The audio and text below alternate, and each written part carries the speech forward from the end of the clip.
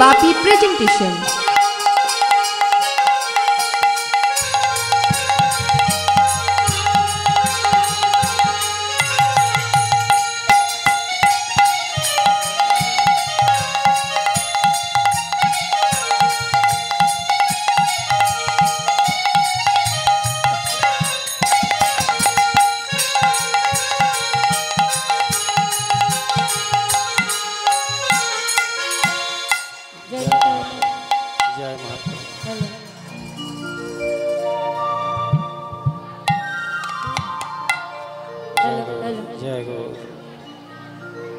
वंदे श्री गुरु श्रीजित पद कमल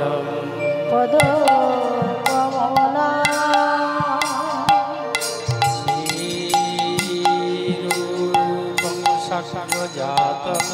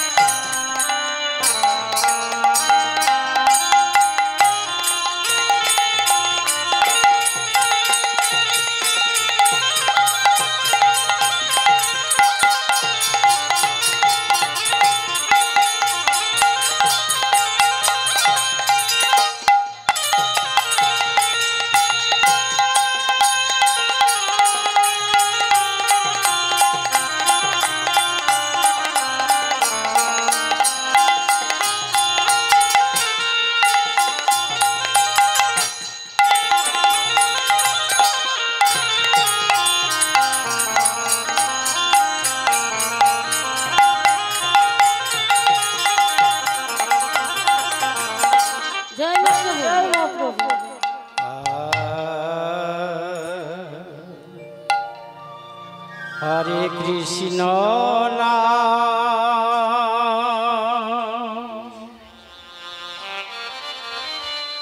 জপয় ভিড়া যতদিন দেহে আছয়েছে তো হরে কৃষ্ণ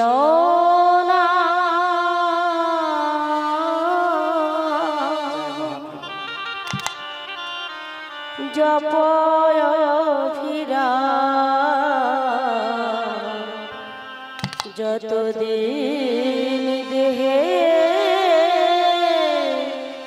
আছয়েছে তো হরে কৃষ্ণ নাম জপয় ভিড়া যতদিন দেহে আছয়েছে তো হরে কৃষ্ণ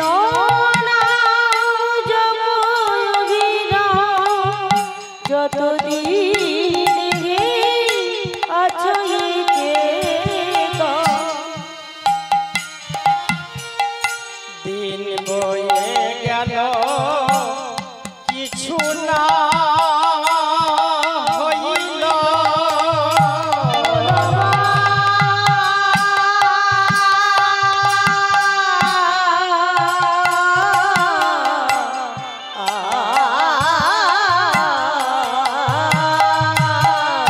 দিন বয়ে গেল কিছু না হইল নিকটেতে এলো রে হয় রে দিন বয়ে গেল কিছু না হইল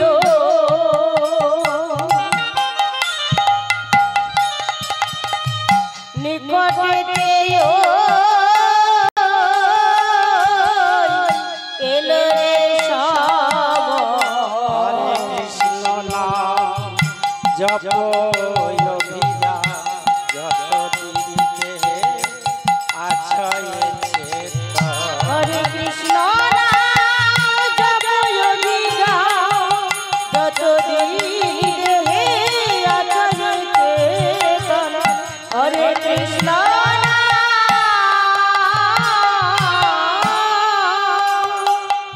একবার ভেবে দেখো মন দিন গেল চলে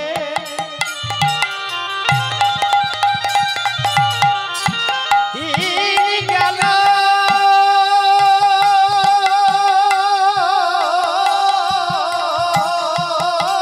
চলে একবার ভেবে দেখো দিন গেল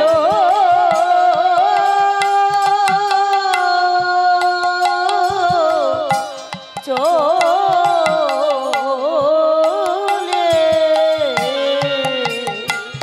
তুমি পারের সম্মান কিছু না করিলে একবার ভেবে দেখো দিন গেল চলে তুই পারে সম্পাদ কিছু না করিলে কেবল মিথ্যে প্রবঞ্চনা মায়া মোহে ভুলে আর মিথ্যে প্রবঞ্চনা মায়া মোহে ভুলে কাটালে হেলায় এ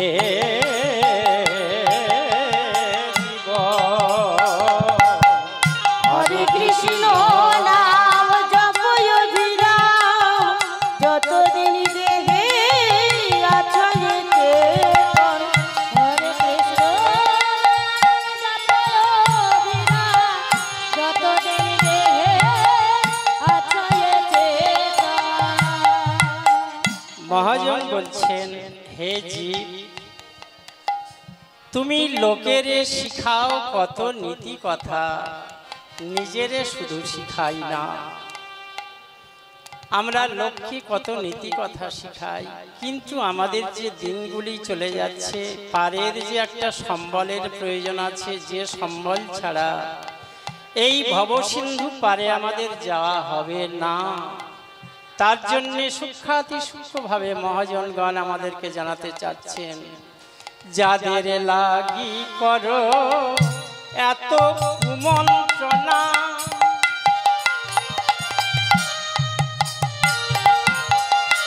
দেখো রে মন যাদের লাগি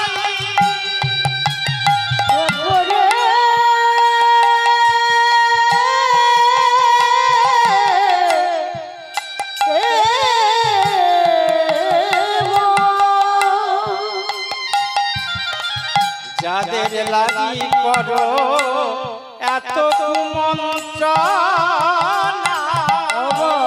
যাদের লাগি করো এত কুমন্ত্রণা, ওই শেষের দিনে রবে না রবে না। যাদের লাগি করো এত কুমন্ত্রণা,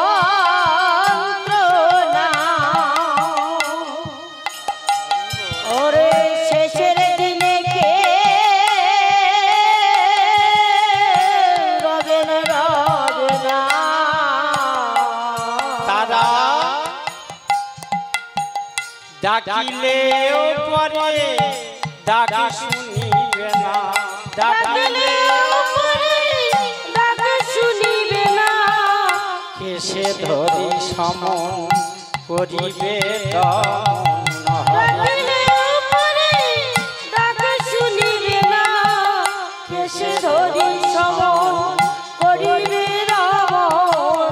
হরে কৃষ্ণ নাম জপয় বিরাম, যতদিন দেহে আছে চেতন।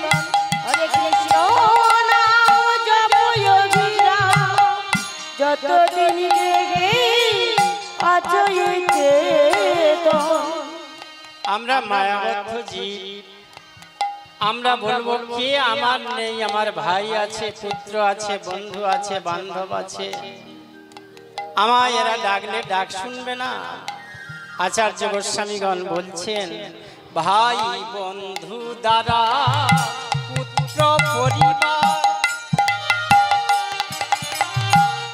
দেখো রে মন ভাই বন্ধু দ্বারা,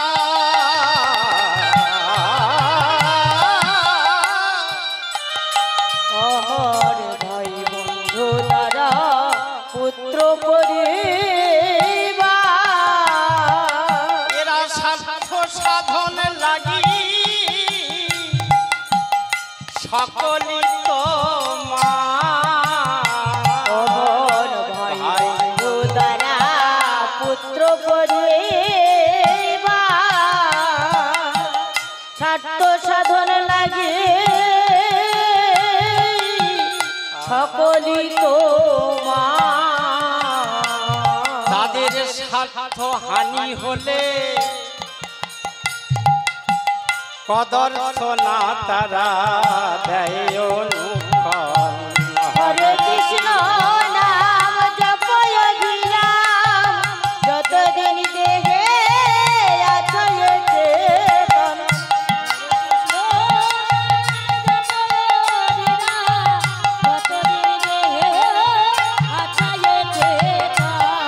ও মন আমার আমার বলে মায়ায় বদ্ধ হয়ে মনবা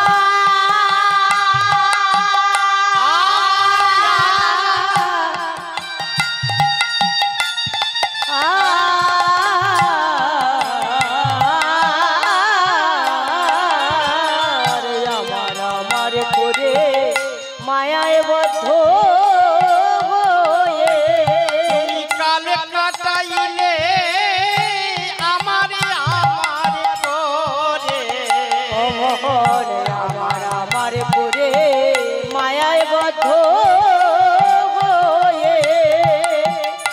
আমার আমার করে কাল কাটাই রে। একবার কৃষ্ণ ভজনের পথে হও অগ্রসর, ভজনের পথে হও অগ্রসর। ত্যাজি আনন্দ সাবধান জন, হরে কৃষ্ণ নাম জপয় অবিরাম, যতদিন দেহে আছে চেতন। হরে কৃষ্ণ নাম জপয় অবিরাম, যতদিন দেহে আছে চেতন। মহেন্দ্র বলে সুফল বিফল, হরে মহেন্দ্র বলে সুফল বিফল। দেখিবে অন্তিমে যুগল হবে দর। মহেন্দ্র বলে সুফল বিফল, তোমার অন্তিমে যুগল পাবে দর্শন। হরে কৃষ্ণ নাম জপয় অবিরাম, যতদিন দেহে আছে চেতন। হরে কৃষ্ণ জপয় অবিরাম, যতদিন দেহে আছে চেতন। হরে কৃষ্ণ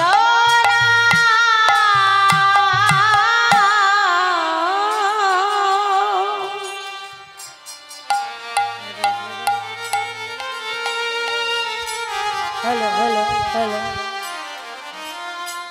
हेलो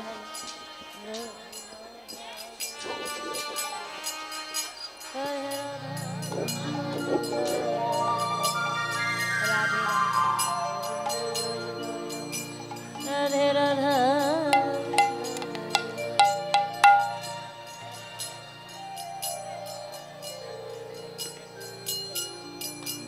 राधे राधा गोविंद जय जय। জয় গৌরী বল। স্তোত্র মনোভিরাম রাধা গোবিন্দের লীলা পিপাসু ভক্তবৃন্দ, প্রেম ভক্তি দায়িনী আমার মাতৃমণ্ডলী, সমগ্র গৌর ভক্তবৃন্দের চরণে শ্রীধাম নবদ্বীপের পক্ষ হতে দিনাতি দিন মিলনের সান্ধ্যকালীন সশ্রদ্ধ প্রণাম ও দণ্ডবৎ গ্রহণ করবেন।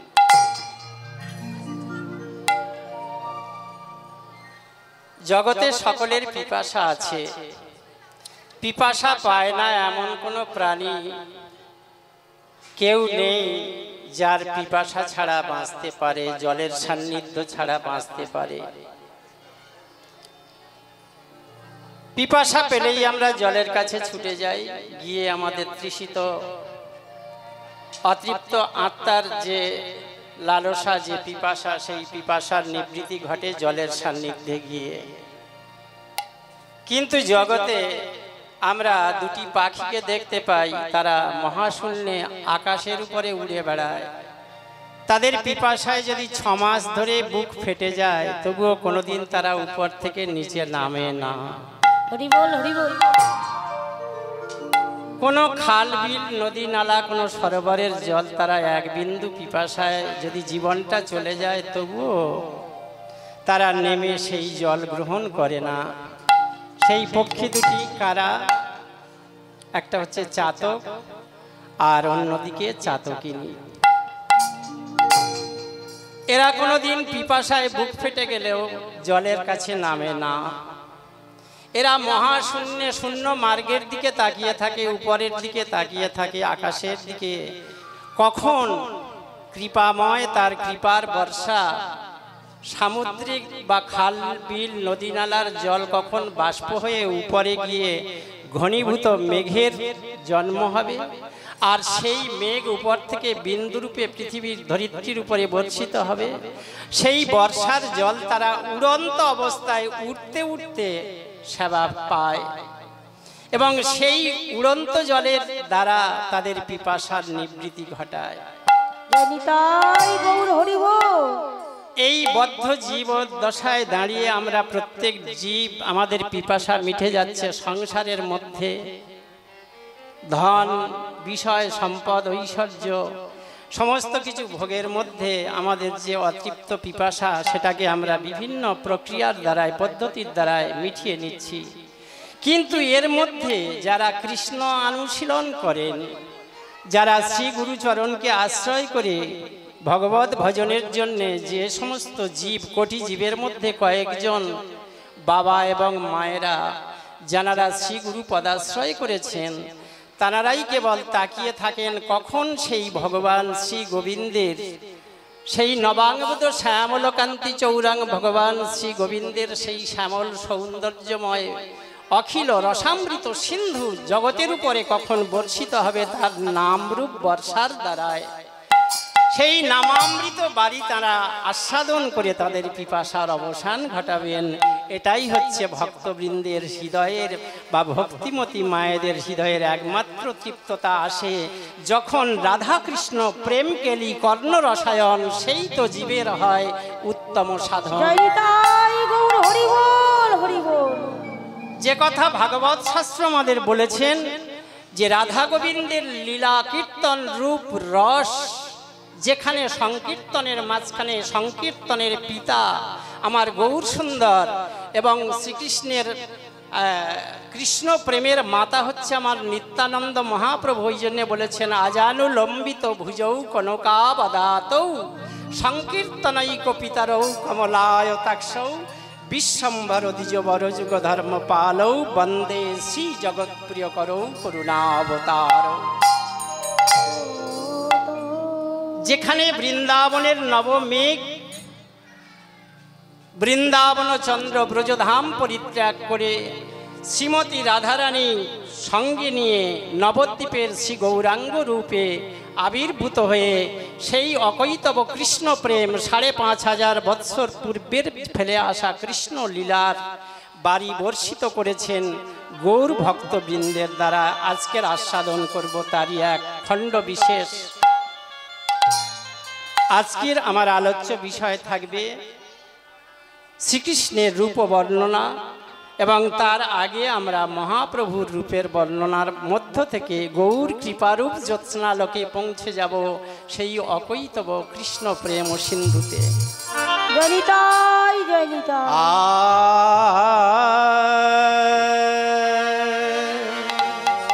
আমি কি হেরিন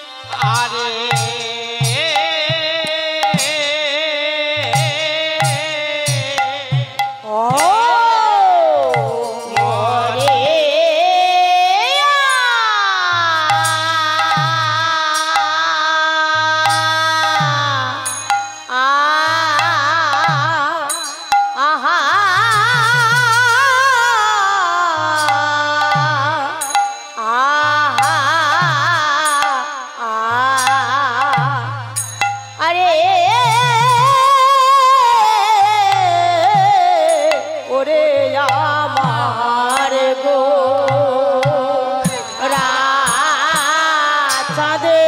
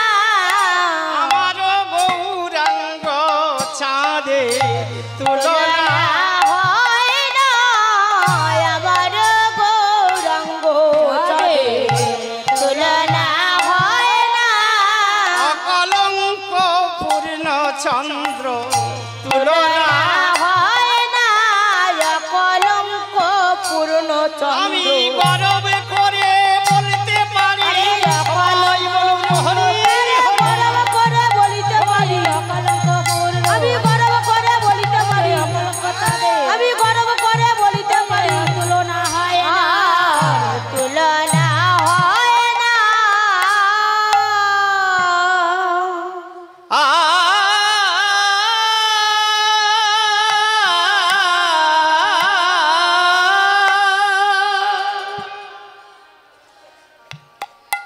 যিনি নবদ্বীপের গৌর সুন্দর, এই গৌর রূপের বর্ণনা করছেন এক গৌর প্রিয় নাগরী।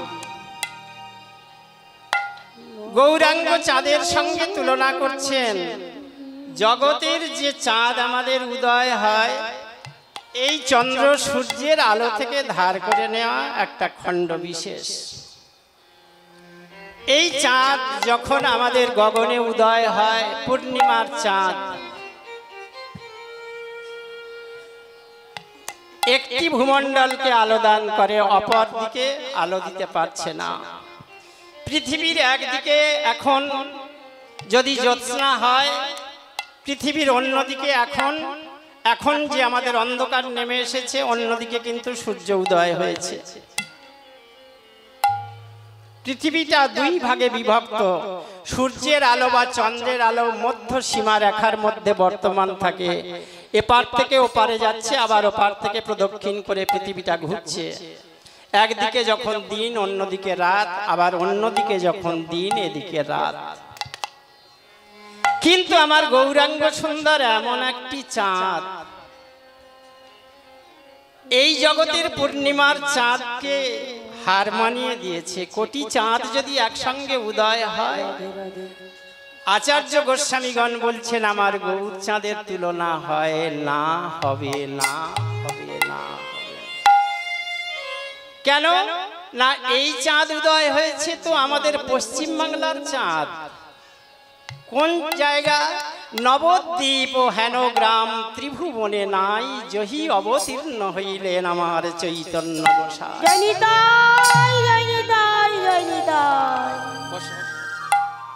এই চাঁদটি উদয় হয়েছেন শ্রীধাম নবদ্বীপে, শচী গর্ভ সিন্ধু মাঝে, শচী মায়ের গর্ভ সমুদ্রে যিনি আবির্ভূত হয়েছিলেন।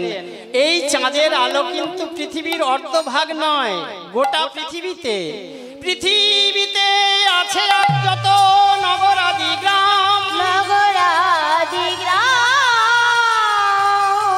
সর্বত্র প্রচালিলা প্রভুর মধুর হরিনাম। সর্বত্রে প্রচারিলা প্রভু, প্রভু আমার মধুর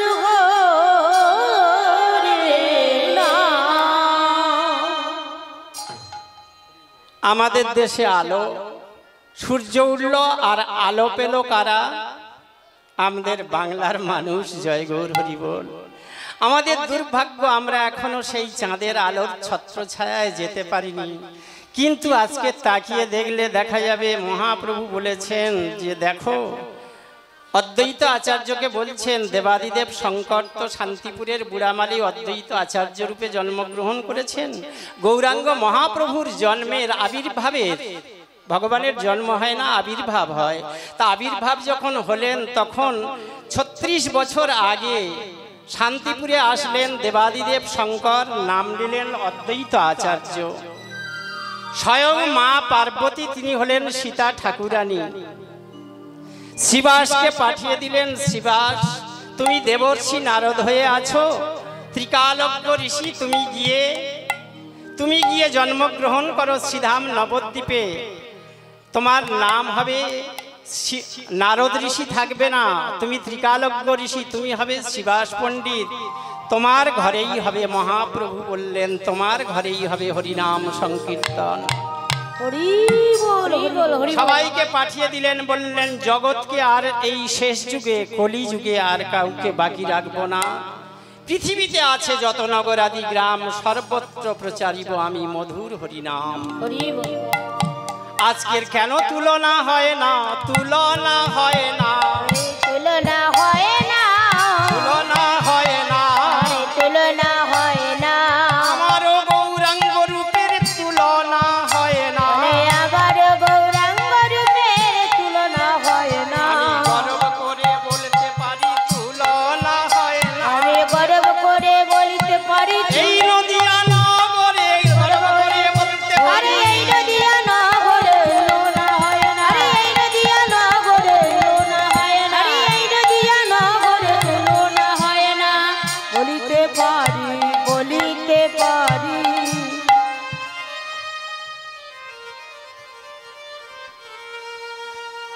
আজকে পৃথিবীর মধ্যে যত প্রদেশ আছে, মহাদেশ আছে, আমেরিকা, চীন, জাপান, ফ্রান্স, ইটালিয়ান, আফ্রিকা, এই সমস্ত মহাদেশের মানুষগুলি আজকের আমরা কোথায় দেখতে পাই?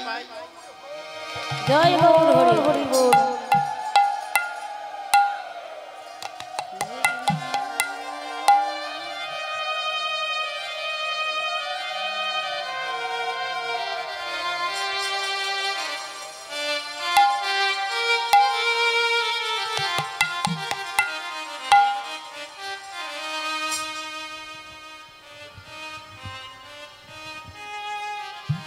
কথা বলার জন্য ভীষণ মনটা ছটফট করছে।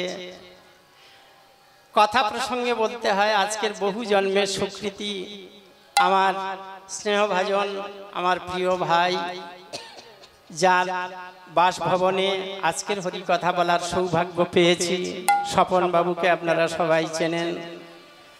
জীবনে বহুবার একসঙ্গে কীর্তন পরিবেশন করেছি, আজ থেকে প্রায় 12, 14, 15 বছর আগে। তারপরে একে অপরের সঙ্গে দেখা হয় না, হারিয়ে গেলাম। মহাপ্রভুর আহ্বান কাউকে রক্ষা করতে পারে না। ভ্রমিতে ভ্রমিতে যদি কোনো ভাগ্যবন্ত জীব গুরু কৃষ্ণ প্রসাদে পায় ভক্তি লতা, মালি হইয়া সেই বীজ করহ রোপণ, শ্রবণ কীর্তন জলে করহ সিঞ্চন। উপয়ে বাড়ে লতা ব্রহ্মাণ্ড ভেদি যায়, বিরজা ব্রহ্মাণ্ড ভেদি পরব্রহ্ম পায়। তদুপরি যায় লতা গোলক বৃন্দাবন, কৃষ্ণ কল্পতরু মূলে করে আরোহণ। জয় রাধে জয় রাধে। ভগবান আমাদেরকে দায়িত্ব দিয়েছেন যে তুমি বীজ নিয়ে শুধু রেখে দিও না, সেখানে একটু জল দাও। ভক্তি লতা বীজের সৃষ্টি হবে, সেই লতা বীজটি বাড়তে বাড়তে একদিন বিরজা ব্রহ্মাণ্ড ভেদি পরম ব্রহ্ম শ্রী গোবিন্দের সন্ধান তুমি পাবেই পাবেই। তাই আজকের আমার দাদা আহ্বান জানিয়েছেন যে মিলনদা, আমার বাসভবনে লীলা কীর্তন পরিবেশন করতে হবে। মহাপ্রভু পাঠিয়ে দিলেন, যা তোকে এই কর্ম করার জন্য পাঠিয়েছি। এই আজকের কি আনন্দ হচ্ছে একটা দেখুন। বিদ্যাপতি ঠাকুরের একটা পদ আছে, মাধব বহুত মিনতি করুতোয়, দেই তুলসী তিলয়ে দেহ সমর্পিনু, দয়া যেন না ছড় বিময়। মাধব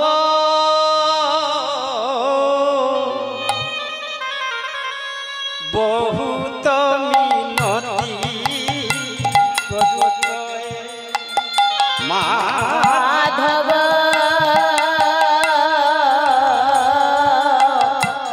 বহুত মিনতি করুতোয়,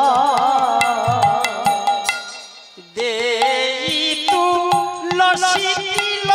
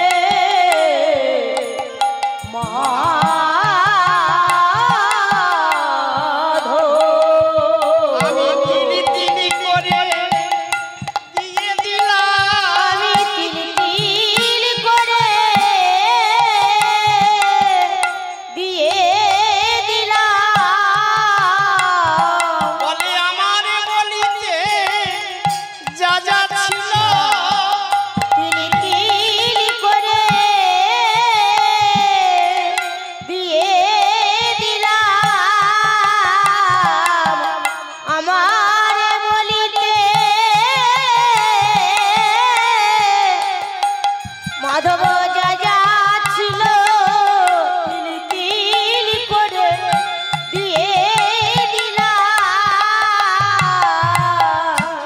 এখানে শ্রোতাকে অগণিত কৃষ্ণ ভক্ত ভক্তিমতী মায়েরা আপনারা উপস্থিত হয়েছেন, কিন্তু তার মধ্যে একটা পশু কুকুর শুয়ে আছে। দেখুন, একেবারে প্রভুর সম্মুখে বৃন্দাবনে 84 ক্রোশ ব্রজমণ্ডলে আমার এই ছোট্ট মনুষ্য জীবনে 16 বৎসর কীর্তন গাওয়ার অধিকার পেয়েছি রাধারানীর বর্ষণায়। প্রত্যেক বৎসর গিয়ে 42 দিনের মধ্যে কখনো 25 দিন, কখনো 35 দিন, কখনো বা 42 দিন, যখন যেমন যে বৎসর সময় পাই, এটি রাধারানীর কাছে প্রতিজ্ঞাবদ্ধ। তাই প্রত্যেক বৎসর পরিক্রমায় 84 ক্রোশ পায়ে হেঁটে পরিক্রমা 3টি রাজ্য রাজস্থান, হরিয়ানা, উত্তরপ্রদেশ ভ্রমণ করার সৌভাগ্য হয়েছে। তা আমি নিজে মদনমোহন মন্দির থেকে যখন পরিক্রমা দিচ্ছিলাম একটা কুকুরকে দেখতেছিলাম, চোখের সামনে নিজের চোখে দেখা। 22 দিন ধরে তিনি ব্রজ পরিক্রমা দিচ্ছেন।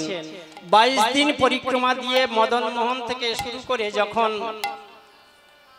ভূতেশ্বর থেকে শুরু করে শান্তনুকুণ্ড থেকে শুরু করে এদার থেকে ঘুরে ঘুরে আদিবদ্রী ঘুরে সমস্ত জায়গায় এসে যখন রাধাকুণ্ডে 22 দিনের মাথায় আসলো, 22 দিনের মধ্যে যে একাদশীটা পেয়েছিল, সেই একাদশীর দিনে আমি কুকুরটার দিকে লক্ষ্য করেছিলাম। ওই কুকুরের বাচ্চা 6 মাসের বাচ্চা। কারণ নয়ন থাকলে আমাদের শুধু দেখা হয়, কিন্তু সেই দেখার নয়ন তো বহু জন্মের ভাগ্যে মেলে। কুকুরকে দেখলে কুকুর ছুটে আসে, কিন্তু হাজার হাজার বৃন্দাবনের কুকুর আসছে, কিন্তু ওই ছোট্ট কুকুরটার সামনে একজনও পদরুদ্ধ করছে না। নিজের চোখে আমি নিজে দর্শন করেছি। বাইরের কোনো খাদ্যবস্তু, অমেদ্য বস্তু পেলে কুকুর ছুটে গিয়ে সেখানে নাসিকা দিয়ে ঘ্রাণ নেয়, কিন্তু কুকুরটাকে দেখেছিলাম তিনি বাইরের কোনো বস্তুকে নাক দিয়ে শুঁকে দেখেন না। এবং যখন তার ক্ষুধার প্রবৃত্তি জাগে, দুপুরবেলা মধ্যাহ্নে যখন ভোগ পাওয়া হয়, প্রসাদ পাওয়া হয়, সেই সময় যদি কোনো গৃহী মানুষ গিয়ে ওই কুকুরটার কাছে একটা পারস দিয়ে আসে, কুকুরটার নিজের সেবা করতে দেখিনি। যতক্ষণ পর্যন্ত বাবাজি মহারাজরা, যারা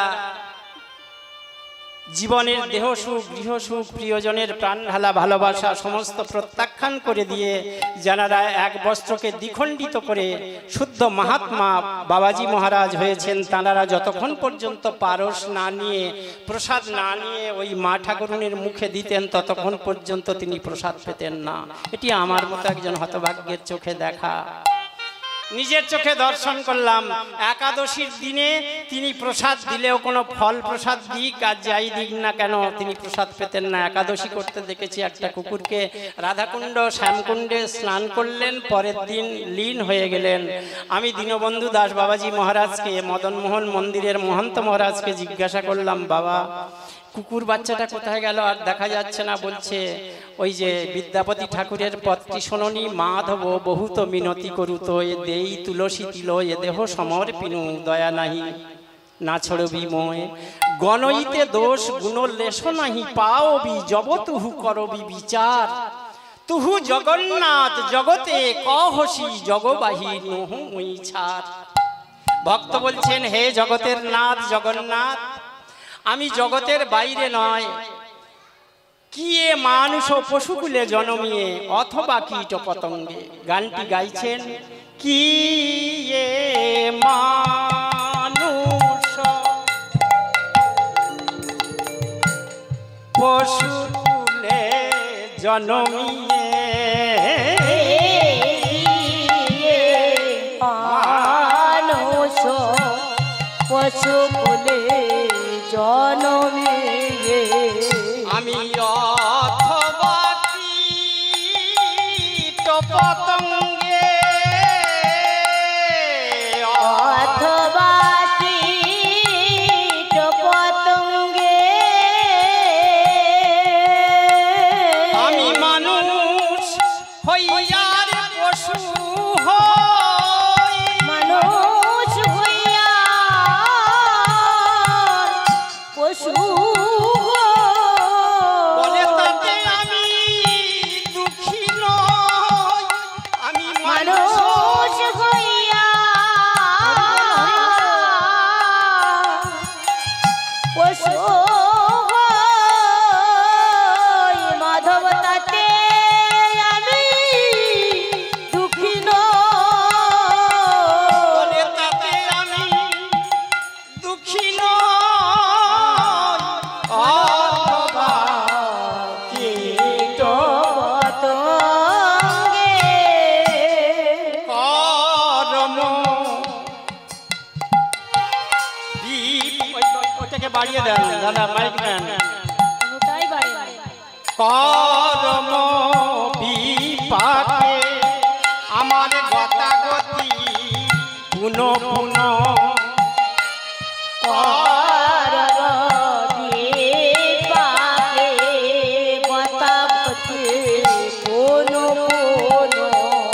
আমার কর্মের ফেরে জন্ম হতে পারে,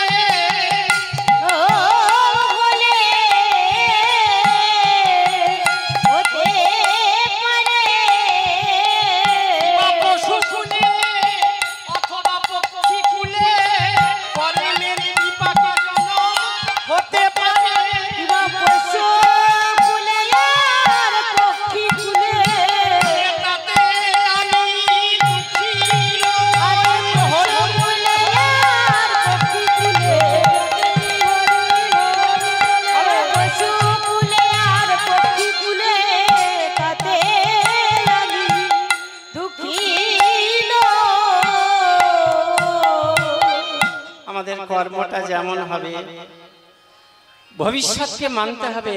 বর্তমানকে বাদ দিয়ে জগতে কিছুই হয় না। ভূত ভবিষ্যৎ বর্তমান তিনটে নিয়ে একটা মনুষ্য দেহ। আপনি পূর্বে কি করেছিলেন, বর্তমান কি করছেন, ভবিষ্যতে কি করবেন, এই চিন্তা ভাবনা নিয়ে আপনাকে পথ চলা শুরু করতে হবে। এবং যেখানে গিয়ে শেষ হবে সেইভাবেই আপনার জন্মটা হবেই। আমরা মনে করছি এই জন্মটা আমরা পেলাম, খেলাম দিলাম আর ঘুরে গেলাম, মজা করলাম, আমাদের আবার মানুষ হব, বলছে হবে না। কোথায়? পিছনে যে একজন আছেন যমরাজের একজন হিসাব রক্ষক, যার নাম চিত্রগুপ্ত। আমরা পুরাণের মধ্যে শুনেছি যে আমরা মানুষ হয়ে যে কর্মটা করছি চিত্রগুপ্তের খাতায় হিসাব হচ্ছে। চিত্রগুপ্তের শব্দের অর্থটা কি? চিত্র মানে ছবি। আপনি যে একজন জগতে মানুষ হয়ে জন্মগ্রহণ করেছেন, আপনার একটা প্রতিচ্ছবি আছে, অবয়ব আছে, দেহের একটা কলেবরের একটা ছবি আছে।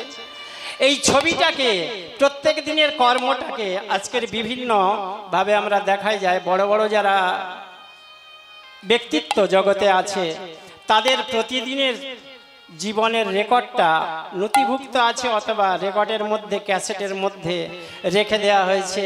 যেমন কোনো মন্ত্রী, মিনিস্টার, একজন বড় বড় খেলোয়াড়, একজন বড় বড় আর্টিস্ট, তাদের প্রত্যেক দিনের জীবনে বা জীবনে কত রান করেছে, কত গোল করেছে, কত সংখ্যক, এগুলো সমস্ত রেকর্ডিং করা আছে। যখন প্রয়োজন হবে সেই দিনের সেই অডিওটা চালিয়ে দিয়ে দেখানো যাবে, সম্ভব হবে। তাই ভগবান তিনি যমরাজ একজনকে পাঠিয়ে দিয়েছেন যার নাম হচ্ছে চিত্রগুপ্ত। প্রত্যেকটি জীবের জীবন চরিত্রের কাহিনীটাকে যিনি গোপনে রাখেন তারই নাম হলো চিত্রগুপ্ত। আমরা প্রত্যেকটি মানুষ প্রত্যেক দিনের যে কর্মটি করছি, এই কর্মটাকে যিনি যার খাতার মধ্যে নথিভুক্ত করে প্রত্যেকটা জীবের কর্মান্ত জীবের কর্মটাকে, শুভ কর্ম কি অশুভ কর্ম করছে, এটা আমরা জগতের কেউ না দেখতে পেলে একজনের কাছে গোপন করা আছে। এই গোপনতার হিসাব বের করা হবে। যখন দেহান্ত হবে তখন যমরাজ বলবেন, চিত্রগুপ্ত দেখো তো ব্যক্তির ব্যক্তিত্ব কি আছে, যেমন আমাদের কর্মটা হয়েছে তার হিসাব করে সেই কুলেই আমাদের জন্ম হবে। তাই হরি বল, হরি বল। এটাকে কিন্তু আমাদের এড়ানো যাবে না। তাই বলছেন কর্ম বিপাকে গতাগতি পুনঃ পুনঃ যেন মতি রহুতুয়া পর সঙ্গে, যেন মতি রহুতুয়া পর সঙ্গে, যেমন তোমার প্রসঙ্গে থাকতে পারি, তোমার প্রতি কুলে থাকতে পারি। আমি যে কুলে জনম ধরি, যেন তোমার নাম প্রসঙ্গে থাকিতে পারি। আমার যে কুলে যেন হোক না কেন, নাম কুলে যেন থাকতে পারি। আজকের এই কর্মের গতাগতিতে আজকের হরিসভায় নিজে শয়ন করে ভগবানের লীলা প্রসঙ্গ কথা দেখুন, কানটা উপরের দিকে দিয়ে ধরিত্রীর খবর নিচ্ছে নিচের কানটা দিয়ে, আর উপরের খবরটা নিচ্ছে কান পেতে শুনছে। এটা কর্ম বিপাকে গতাগতি পুনঃ পুনঃ মতি রহুতুয়া পর সঙ্গে, ভগবানের লীলা কথা প্রসঙ্গ আস্বাদন করছে। এর চেয়ে বড় দৃষ্টান্ত আর হয় না। আমি গৌরাঙ্গ চাঁদের ছাড়িতে নারিলাম, নিশ্চয় কহিনু তোরে মরমি রে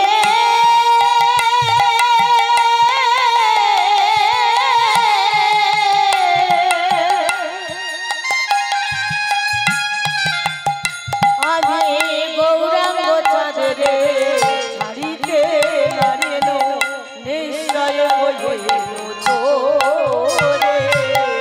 গৌর রূপে নয়ন দিয়ে আগে নদিয়া নাগরী বলছে, নাগরী রে আমি জগতে সকলকে ছাড়তে পারি, কিন্তু আমার গৌর চাঁদকে আমি ছাড়বো না। কেন? আর এক নাগরী বলছে, গৌর তোর কি করেছে, কেন গৌরকে ছাড়তে পারবি না?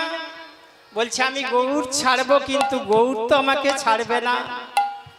একজন বৃদ্ধা পিসিমা প্রত্যেক দিন ধামেশ্বর গৌরাঙ্গ মহাপ্রভুকে নবদ্বীপে দর্শন করতে যান। তা ধামেশ্বরকে আজ থেকে 500 বছর আগে, 535 বছর আগে যখন মহাপ্রভু সন্ন্যাস নিলেন, মহাপ্রভু সন্ন্যাস নেওয়ার পরে যখন বিষ্ণুপ্রিয়া দেবী কাঁদছেন, রোদন করছেন, মহাপ্রভু স্বপ্নে জানালেন যে বিষ্ণুপ্রিয়া, আমি তো তোমার ছাড়া কোথাও নই, অতএব তুমি আমাকে নিত্য দর্শন করতে পারবে। তোমার ভাই যাদব এবং মাধব, ওই যে যাদবায় মাধবায় কেশবায় নম, এই যাদব মাধব এবং কেশব এরা হলেন বিষ্ণুপ্রিয়া দেবীর গণ, বিষ্ণুপ্রিয়া দেবীর বংশধর। ওনারা বললেন যে তোমাদের মাধব এবং যাদব কেউ যদি যায়, গঙ্গায় গিয়ে যখন স্নান করবে দেখবে একটা দারু মূর্তি ভেসে আসছে। এই দারু মূর্তিটা একটা নিম কাঠের গোড়া ভেসে আসছে। ওই নিমের গোড়াটাকে নিয়ে এসে তাকে সুন্দর করে কর্মকার দ্বারা নির্মাণ করে ওটাকে ভালো করে ছুতোর দিয়ে পরিষ্কার পরিচ্ছন্ন অবস্থায় তুমি একখানা বিগ্রহ রচনা করবে। ওই বিগ্রহের মধ্যে আমি অবস্থান করব, যাকে বলা হয় ধামেশ্বর মহাপ্রভু। যারা গৌর ভজন করেন, যারা কৃষ্ণ ভজন করেন, তারা গৌর ছাড়া কিছুই জানে না, গৌর রূপ দর্শন করবেই করবেই করবেই। একটা আসতে বাবা, একটি বাস্তব কাহিনী বলছি। একজন বৃদ্ধা যখন তার বয়স 92 বছর, প্রত্যেক দিন কোমর ভেঙে গেছে, নবদ্বীপের পথে নিয়ম সেবার মাস হলে একটা ফুলের ঝাড়ি নিয়ে কোমর ভেঙে গেছে। 90-92 বছর বয়সেই তো 3 বছর হলো দেহ রেখেছেন। উনি টানতে টানতে টানতে টানতে ঝাড়িটা নবদ্বীপের পথের গলি দিয়ে টেনে টেনে ফুল নিয়ে আসেন। ফুল নিয়ে এসে ধামেশ্বর মহাপ্রভুর জয় সচিনন্দন জয় গৌর হরি বিষ্ণুপ্রিয়ার প্রাণনাথ নদিয়া বিহারী, যেখানে নদিয়া বিহারী গৌর সুন্দর দাঁড়িয়ে আছে অপরূপ রূপমাধুর্য নিয়ে, ওই রূপের দর্শন করার জন্য এসে প্রত্যেক দিন সুতো দিয়ে মালা গেঁথে কৃষ্ণ নাম গেয়ে গেয়ে গৌরের গলায় পরাতে দেন। এখন নিয়ম সেবার মাসে 3 দিন আসেনি। গৌর ভক্তের নিয়ম, গৌরকে দর্শন করে প্রণাম করার আগে যদি কোনো গৌর ভক্তকে দর্শন করা হয় বা কোনো গৌর ভক্তিমতী মাকে দর্শন করা হয়, আগে ওই বৈষ্ণবী মাকে প্রণাম করতে হবে, পরে গৌর ভক্তকে প্রণাম করতে হবে, তারপর মহাপ্রভুকে প্রণাম করতে হবে। সরাসরি মহাপ্রভুকে প্রণাম করলে কৃষ্ণ প্রেম পাওয়া যাবে না। জয় নিতাই, জয় নিতাই, জয় নিতাই, গৌর হরি বল। কারণ হাকিমের সঙ্গে সরাসরি কথা বলা যায় না। আপনি যত টাকার মালিক হন না কেন, আপনাকে উকিল ধরতে হবে। উকিল হাকিমের সঙ্গে মুখ করার অধিকারটা উকিলের আছে। আপনি জিতবেন কি হারবেন, আপনার উকিল আপনার পেশের উপরে নির্ভর করে আপনার বিচারের রায় হবে। তাই আমরা যদি কেউ মনে করি সরাসরি ভগবানের ভজন করব, আমাদের হবে না। আমাদের দরকার একজন বিশেষজ্ঞ উকিলের। তাই ওই বুড়িমা যখন প্রত্যেক দিন শুয়ে থাকেন, 3 দিন আসেনি, 3 দিন দর্শন হয়নি। বুড়িমাকে প্রণাম না করে কেউ গৌরকে প্রণামই করেন না। 3 দিন পরে 4 দিনের মাথায় এসেছেন। তা বলছে, বুড়িমা তুমি 3 দিন আসনি কেন? বাস্তব লীলা। তা বলছে, আরে আমি আসবো কি, আসলে আমি বুড়ি হয়ে গেছি বলে না, ওই শচির বেটা আমার আর পছন্দ করে না। আহা, কথাটা মুখে বলা যত সহজ, অন্তর দিয়ে বলাটা এত সহজ নয়। বলে, জানিস আমি ছোটবেলা থেকে ওকে দেখে দেখে এত ভালোবেসে ফেলেছি, যেদিন থেকে আমি জ্ঞান হয়েছে সেদিন থেকে সকালবেলা উঠে গঙ্গা স্নান করে ওই হতভাগার জন্য আমি মালাটা না গেঁথে ফুলটা না তুলে ওর গলায় না পরানো পর্যন্ত আমি 1 গ্লাস জলটাও গ্রহণ করি না। জানিস এই বয়সে আমার কোমরটা ভেঙে গেছে, আমি একটা লগি নিয়ে গিয়ে গাছে আঁকুশি মা দিয়ে ফুলগুলো সকালবেলা পারি। একে আমার বৃদ্ধ বয়স, তার উপরে যখন আমি শুয়ে শুয়ে ফুলটাকে টান দিলাম, এমন সময় মট করে কোমরে লাগিয়ে দিয়েছে। আমরা শুনে বিস্মিত হয়ে গেলাম। তা গৌর তোমার কোমরে লাগিয়ে দিয়েছে? বলে, হ্যাঁ গৌর আমার কোমরে লাগিয়ে দিয়েছে। তাই আমি বলেছি, গৌর তুই যখন আমার বৃদ্ধ বয়সে কোমরে লাগিয়ে দিলে, বুঝেছি আমার মালার তোর দরকার নেই, তুই আমার মালা গলায় পরবি না। তাই তুই যখন আমাকে চাস না, আমি তোকে চাই না, চাই না, চাই না। এরকম দৃঢ়তা, ভক্তের কথাগুলো এরকমই হয়।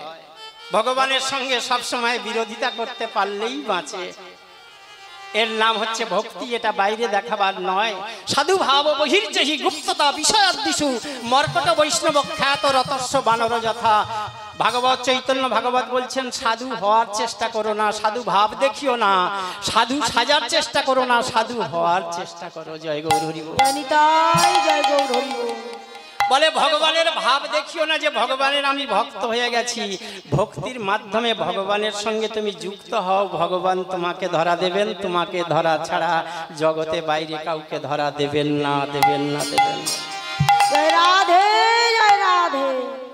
তা পিসিমা কি করলে গৌরের সঙ্গে তোমার রাগারাগি ভাঙলো কি করে? জিজ্ঞাসা করছেন, ভক্তরা জিজ্ঞাসা করছেন, আমরা সবাই গিয়ে শ্রোতা হয়ে শুনছি।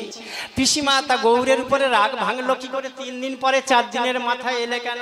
বলেছিল, দেখ শোন, আমি বলেছিলাম গৌর তুমি যখন দেখবে না মালা গাঁথবো না, ফুল তুলবো না, গলায় পরাবো না, আমি মনে করি গৌরাঙ্গ পাশরি নয়ন দিয়া থাকি।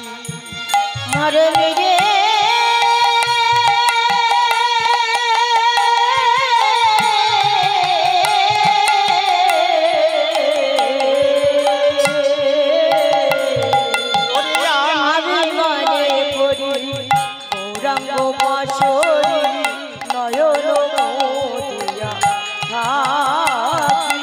আমি নয়ন মেলে আর তাকাবো না, আমি নয়ন মেলে আর তাকাবো না, নয়ন মেলে আর তাকাবো না, আমি নয়ন মেলে আর তাকাবো না, আমি অনশনে প্রাণ ত্যাগ দিব, নয়ন মেলে তাকাবো না, অনাশনে প্রাণ ত্যাগিব।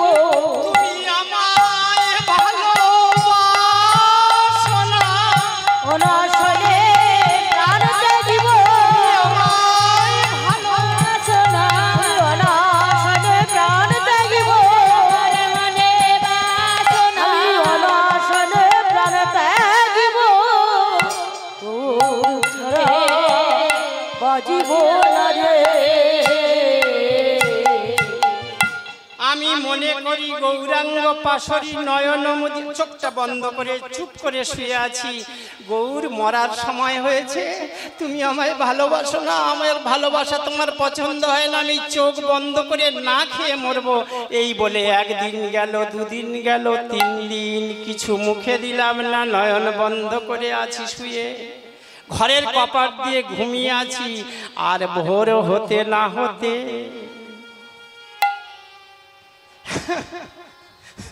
বল হরি বল। একজন সোনার বরণ নিতাই গৌর হরি বল, হরি বল, হরি বল, হরি বল, হরি বল, হরি বল। পুরুষ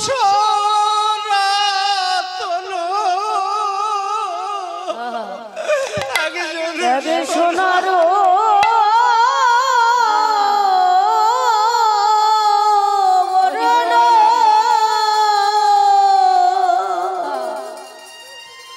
রাধে রাধে গুরু। জয় জয় শ্রী আনন্দ হরি বল, হরি বল।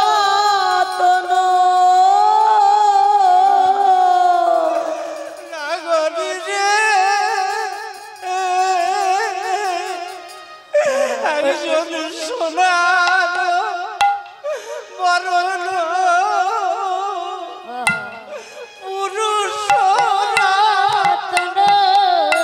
নগরী রে,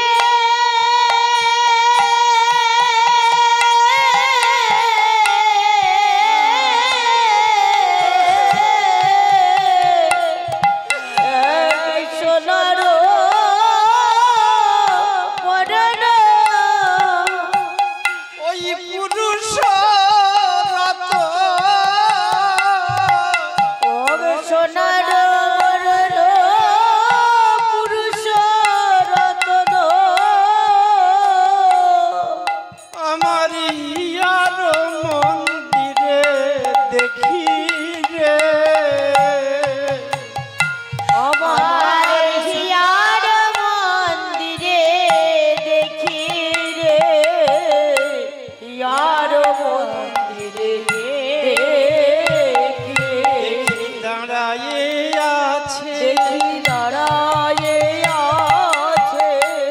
বাহু তুলে কেমন দাঁড়াইয়ে আছে, বসে বাহু তুলে কেমন দাঁড়ায়ে আছে, বলে হরি বলে আর বাহু তুলে দেখি যেন দাঁড়ায়ে আছে, হরি বলে আর বাহু তুলে আমার হৃদয় মন্দির আলো করে, বসে হরি বলে আর বাহু তুলে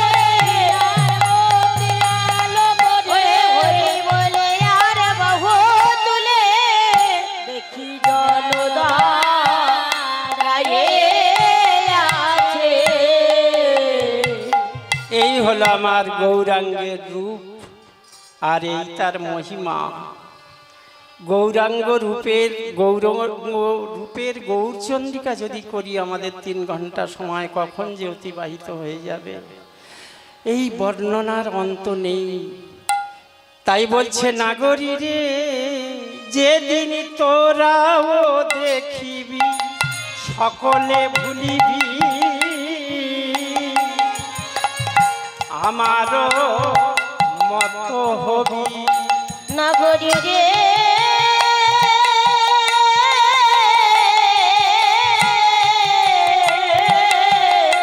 আমার গৌর দর্শন করে তোরাও দেখিবি সকলে ভুলবি আমার মতো হবি, আমার মতো হবি। যেদিন আমারে দেখিবি সকলে ভুলবি আমার মতন হবি রে, আমার মতো হবি। আমরা কেউ 10 বার গিয়েছি নবদ্বীপে, কেউ 20 বার গিয়েছি, কেউ বছরে মাসে একবার যাই, কিন্তু দেখাটা বোধহয় আমাদের ঠিক হয়নি। গোস্বামীগণের পদাবলীতে বলছেন, যদি কেউ আমার গৌরাঙ্গকে দেখার মতো একবার দেখে সেই দেখাটাই দেখতে হবে।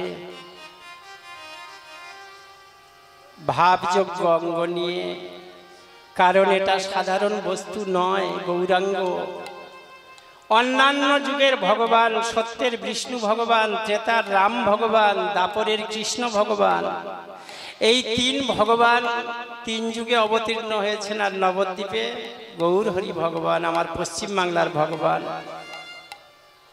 বলে এখানে একটা বিশেষ তত্ত্ব লুকিয়ে আছে, ধন আর ধনী একসঙ্গেই এসেছে। ধন বলতে যেটাকে সম্পদ বলা হয়, অর্থবিত্ত, একে বলা হয় ধন। সে টাকা পয়সা, সোনা গয়না, মণিমাণিক্য যাই হোক না কেন, সেটা হচ্ছে ধন। এই ধন যত মূল্যবান হোক, আমার স্বপন বাবুর বাড়িতে যদি 1 কোটি টাকা থাকে বা 1 কেজি সোনা থাকে, ওই যারা দারিদ্রতা আছে, যার অভাব আছে, সে যদি স্বপন বাবুর বাড়ির সামনে এসে বলে, স্বপন বাবুর বাড়ির ধন টাকা পয়সা আছো ভাই, তুমি তোমার কাছে তোমার নাম করছি, ও টাকা ও টাকা, ও সোনা ও সোনা, সোনা স্বপন বাবুর ঘরে থেকো না, তুমি আমার ঘরে এসো।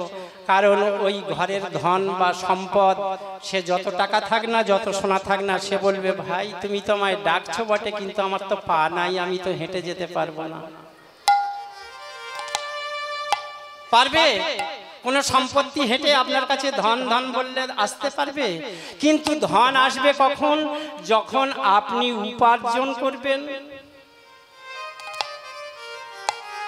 ধনের কাছে আপনি যাবেন, সম্পত্তির কাছে আপনি যাবেন, চাকরি করুন, বাকরি করুন, লেবারি করুন, যাই করুন না কেন, আপনার উপার্জনের জন্য প্রত্যেক দিন যখন যাবেন, আপনার বাড়িতে 20 টাকা, 50 টাকা, 500, 1000, 5000 পর্যন্ত আসতে পারে। যে যেমন উপার্জন করার, যার যেমন যোগ্যতা আছে, আপনার বাড়িতে ধনটা এসে যাবে।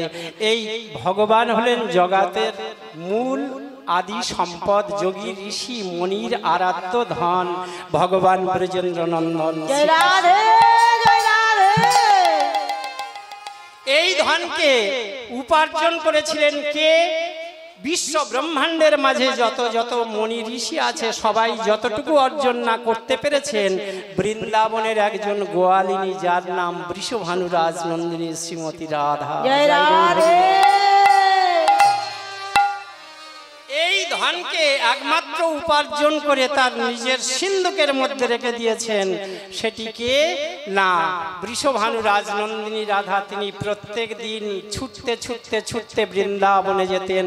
যখন দাপর যুগ শেষ হয়ে গেল, ভগবান যখন গোবর্ধন তটে গোবর্ধনের উপরে বসে নবদ্বীপে আসার কথা ভাবছেন, 33 কোটি দেবদেবীগণ সবাই এসে গেছেন, যখন কলিযুগের দ্বারে আমাদের গৌরাঙ্গ রূপে আসবেন বলে ভাবছেন, এমন সময় গোয়ালিনী রাধারানী বলছেন, কোথায় যাবে গো?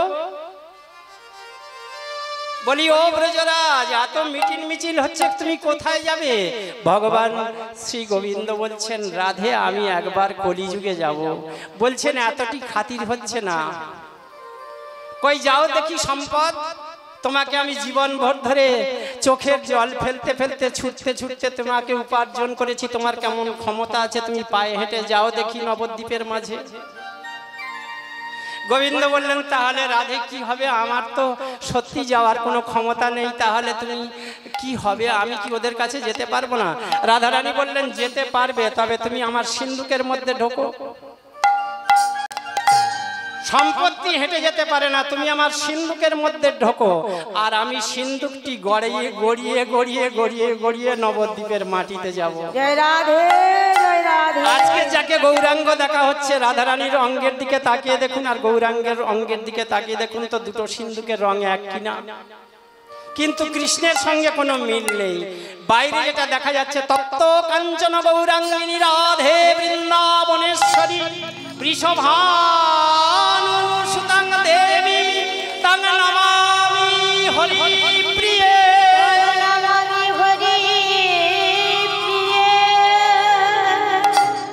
এই কাঞ্চন বর্ণ যে গৌরাঙ্গকে দেখা গেল, সোনার বরণ গোরা চাঁদ, যার রূপের এক কোণ ডুবাইয়ে দেয় ত্রিভুবন। এই গৌরাঙ্গ যে চকচকে সোনার বর্ণ, এটা কার বর্ণ? বলে সম্পত্তির বর্ণ নয়, মানিক, মণি মানিক্যের বর্ণটা কিন্তু নীলাভ হয়। কিন্তু আজকে যাকে চকচকে সোনার গৌরাঙ্গ দেখা যাচ্ছে, বলেন ওটা সিন্ধুকের রং।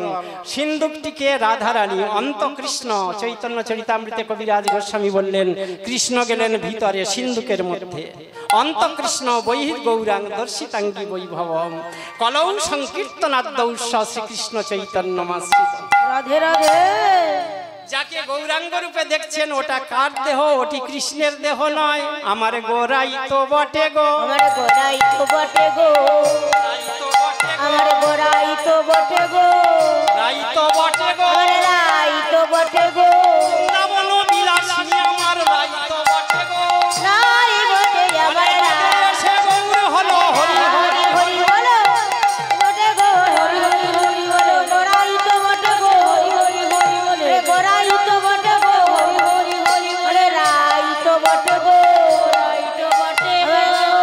যেদিন তোরাও দেখিবি সকলে ভুলিবি আমার মতো হবি, আরে কাঁদিয়া কাঁদিয়া পাগলিনী হইয়া যাচিয়া যৌবন দিবি। আরে কাঁদিয়া কাঁদিয়া পাগলিনী হইয়া যাচিয়া যৌবন দিবি। যেদিন যে দেখার মতো আমার গৌরাঙ্গর সুন্দরকে দেখবেন, সেদিন কি হবে? হরি বলতেই তার নয়নশ্রু বিগলিত হয়ে গিয়ে অপরকে জড়িয়ে ধরে কান্না শুরু করে দেবেন। এই যে এগুলি গোস্বামীগণের কথা, আমার নয়। যিনি বৈষ্ণব পদাবলী রচনা করেছেন, তিনি বলছেন, যেদিন তোরাও দেখিবি সকলে ভুলিবি আমার মতো হবি, কাঁদিয়া কাঁদিয়া পাগলিনী হইয়া যাচিয়া যৌবন দিবি। সেদিন তোকে আর বলতে হবে না তুমি আমাকে জড়িয়ে ধরো, তুমি ছুটে গিয়ে তাকে জড়িয়ে ধরবে, আর সে তোমায় ছুটে এসে জড়িয়ে ধরবে, তবেই গৌর দেখা সার্থক হবে। সেদিন জীবনটা কি মনে হবে? গডল অনলে এ দেহ ভরিবে, আর গড়লায়ানলে এ দেহ ভরিবে, কভু না পাইবি থেহা,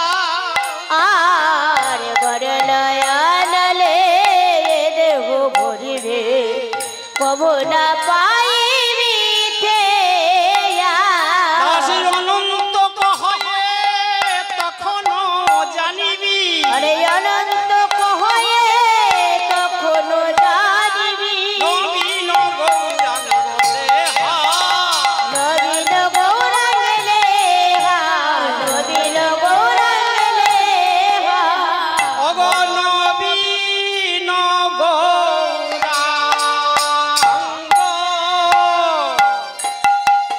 ও লেহা হে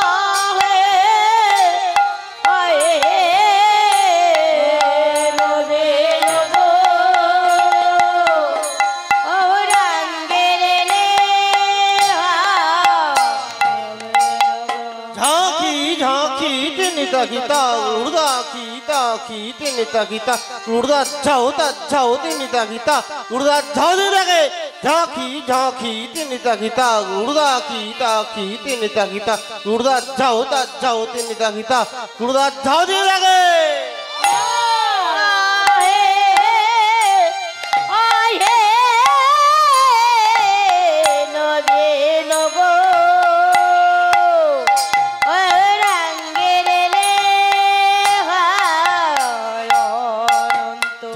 धक्ति निकटा होती धैया होता घटा धक्ति निकटा होती धैया होता धंधर तेरे घटा तक तेरे घटा दा धंधर तेरे घटा तक तेरे दा धंधर घटा धाओ दा धंधर घटा धाओ दा धंधर घटा धक्ति निकटा होती धैया होता घटा धक्ति निकटा होती धैया होता धंधर तेरे घटा तक तेरे घटा दा धंधर तेरे घटा तक दा धंधर घटा धाओ दा धंधर घटा धाओ दा धंधर घटा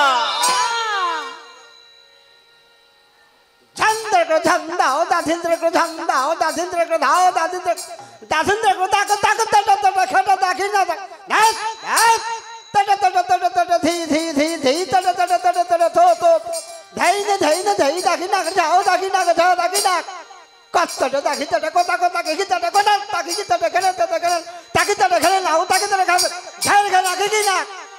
ताकि जाऊ तारे खड़ा ताकि जाऊ तारे खड़ा जाऊ तारे खड़ा तीन ताक तारे खड़ा तारे धी तारे तो धाई ताकि ना जाओ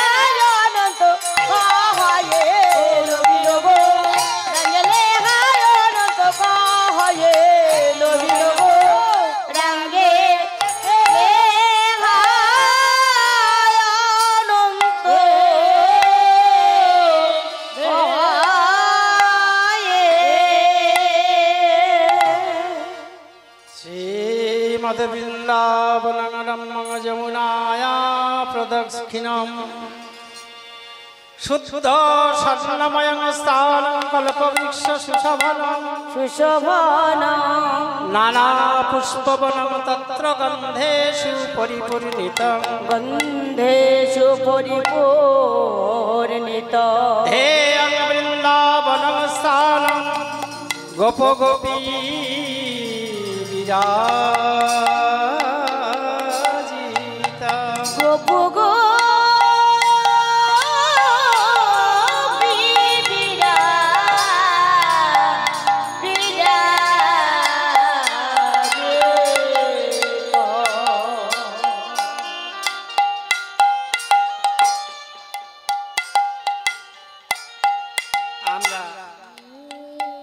হে সাধুগুরু বৈষ্ণব ভক্তমণ্ডলী, আমরা এতক্ষণ ছিলাম শ্রীধাম নবদ্বীপে। গৌর কৃপারূপ জ্যোৎস্নালোকে এবং সাধুগুরু বৈষ্ণবের অপার অনুকম্পায় আমরা পৌঁছে যাব সেই মধুময় শ্রী বৃন্দাবনে। আজকের বৃন্দাবনে কার মুখে রূপের কথা শুনব? কৃষ্ণ প্রেম ভক্তি প্রদায়িনী শ্রীমতী রাধারানীর মুখে। রাধে রাধে। কার কথা শুনব? অখিল বিশ্বভুবন মোহন শ্রী গোবিন্দের রূপ মাধুর্যের কথা। সখীগণ ললিতা, বিশাখা, ইন্দুরেখা, চিত্রা, চম্পকলতা সখীবৃন্দ তাদের গৃহকর্ম পরিত্যাগ করে আজ সন্ধ্যাবেলা এসেছে শ্রীমতী রাধারানীর গৃহে। রাধে রাধে। শ্রীমতী রাধারানী রাধারানী। সখীগণের সংকেত বুঝতে পারলেন। তারা নুপুরের ধ্বনি করতে করতে রুনুর ঝুনুর সুরে চরণের ছন্দে ছন্দে তালে তালে শ্রীমতী রাধারানীর কাছে মন্দিরের মধ্যে প্রবেশ করেছেন। শ্রীমতী রাধারানী গড় গড় নেত্রে সখীদের দিকে তাকিয়ে বলছেন, আয় আয় আয় আয় ললিতা, বিশাখা, তোরা আয়। উত্তম আসন স্থাপন করলেন। কেন এসেছিস ভাই? গৃহকর্ম সন্ধ্যাবেলা পরিত্যাগ করে আমার কাছে ছুটে এলি কেন? সখীরা সবাই বলতে শুরু করলেন, রাধে মন বসে না, রাধে মন বসে না, আজ গৃহ কাজে শোন মনে বসে না, আজ গৃহ কাজে শোন মন বসে না, ছুটে এলাম হরি দাসী, আমরা ছুটে এলাম হরি দাসী, তোরে মুখে হরি কথা বড় ভালোবাসি, আমরা ছুটে এলাম হরি দাসী, হরি কথা ভালোবাসি, ছুটে এলাম হরি দাসী, শুনবো বলে আমরা শুনবো বলে,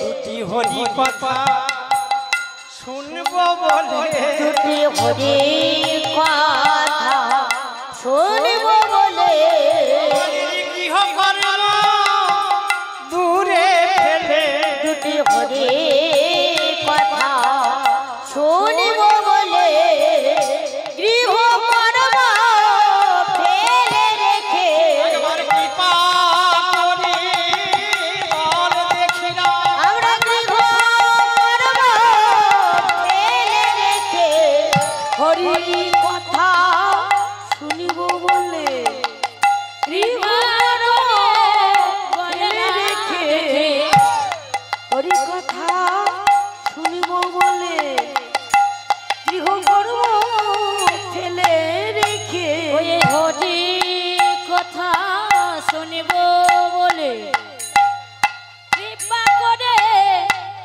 বলে না দেখে, বলে না দেখি হরি দাসী, হরি কথা শুনিতে বড় ভালোবাসি, না দেখি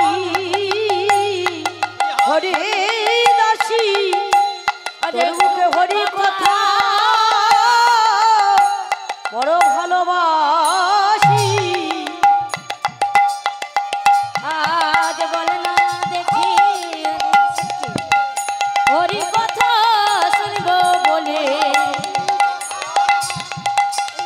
হলো দেখি হরি দাসী, হরি কথা ভালোবাসি, ওই বলে না দেখি হরি দাসী, হরি রাই বিনোদিনী, তোর বলে হরি কথা ভালোবাসি, ও ধরি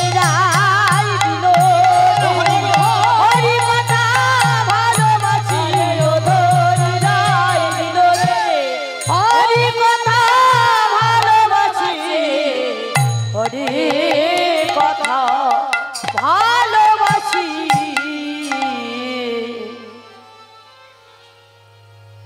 তা কোন হরির কথা শুনবি? সখীরা বললেন, দেখ রাধে, তোর কাছে ভাই আমরা কথায় পারি না। আমরা জানি যার সঙ্গে তোর ভালোবাসা তিনি হলেন জগতের শ্রীহরি ব্রজেন্দ্র নন্দন শ্যামসুন্দর। সেই শ্যামসুন্দরের অসমর্থ যে লীলা, সেই লীলার একমাত্র অধিকারিণী হলি তুই।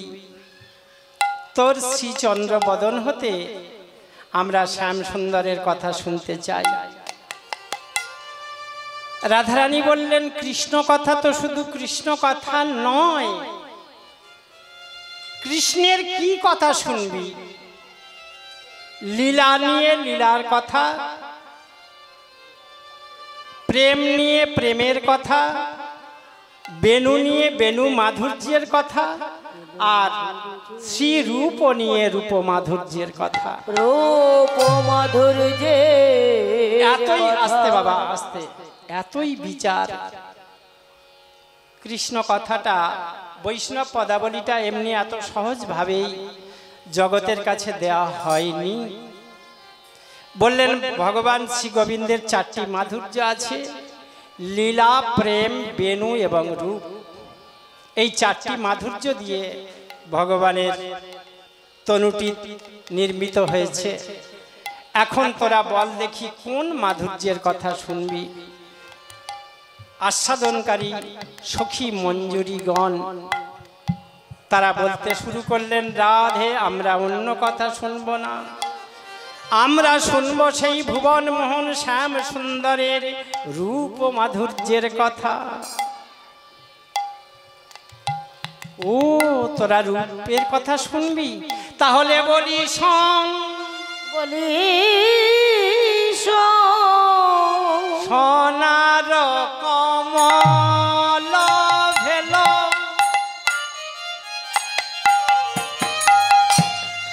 যুগল প্রকাশ রে,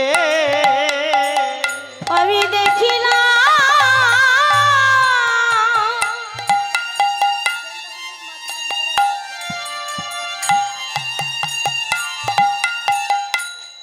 ও ললিতা রে, ওরে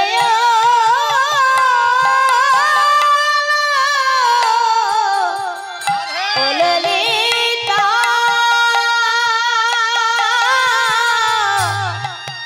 ওরে বিশাখা, আজ আমি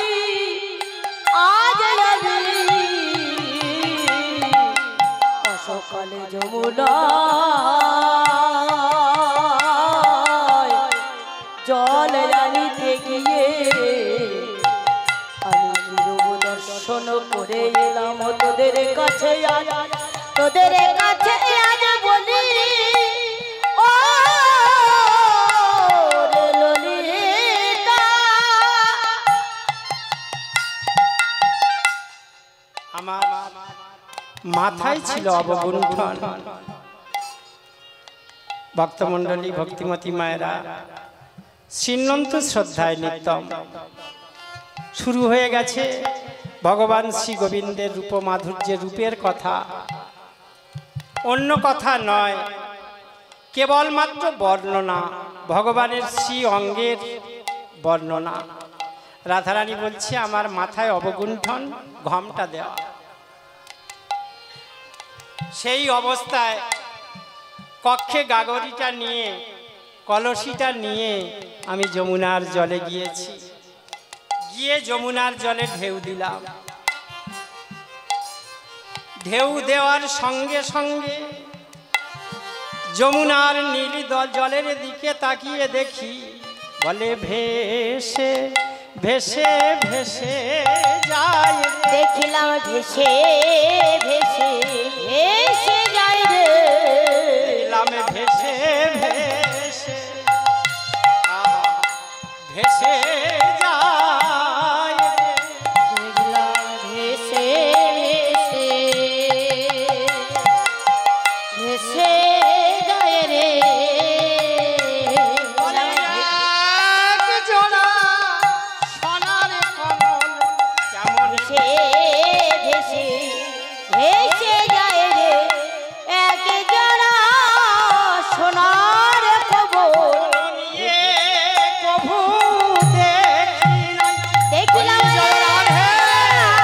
সোনার কবর ভেসে ভেসে ভেসে যায় রে এক জোড়া সোনার কবর ভেসে ভেসে ভেসে যায় রে আরে এক জোড়া সোনার কবর ভেসে ভেসে ভেসে যায় রে